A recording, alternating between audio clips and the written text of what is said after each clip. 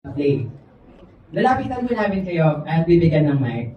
Meron po bang gusto magsimula? From audience? Our media partners po, our family. Habang hinintay Ito, po natin also. dito po sa area A. Alright. Ano ba? Hello, tanong ko lang po, gano'n niyo siya katagal pinaprayer? Gano'n niyo siya katagal pinaprayer? Prepare. Prepare. Sinabi prayer.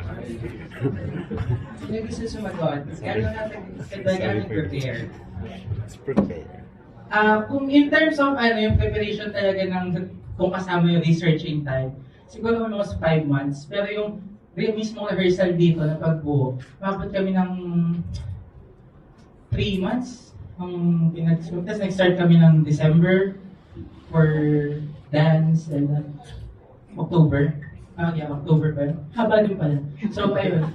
October kami nag-start na mismong preparation sa stage, pero yung mga song, dance, prior pa. Nasa, sagot naman sa aming talong. Any other po? From this side naman po or sa area B?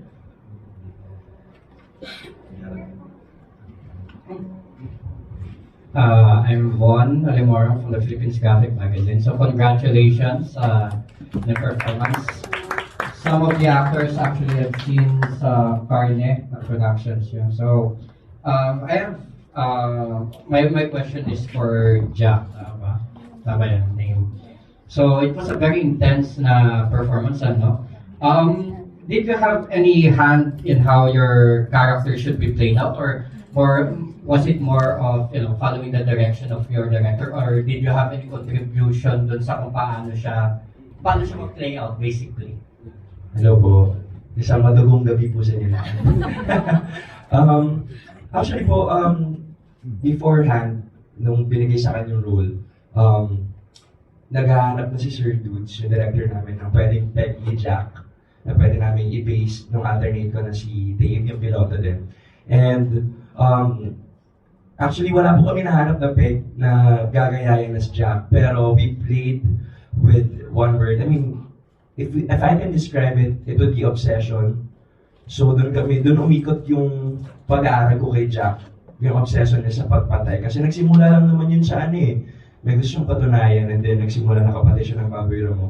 And then naging mamamatay, tao na siya. So yung intensity niya, parang doon lang po ako, siguro niya naging basis ko on how I can make that intensity work. Pero if there would be like a character na gawin kong peg, wala naman. Ang feel ko ang contribution ko dito is, kasi I love psychological films. So very observant talaga ako sa mga ganong cases. And hopefully, sana na-pull off na. Actually, hindi naman po baliw si Jack. Obsessed lang talaga siya. Obsessed lang siya sa pagpatay. Thank you.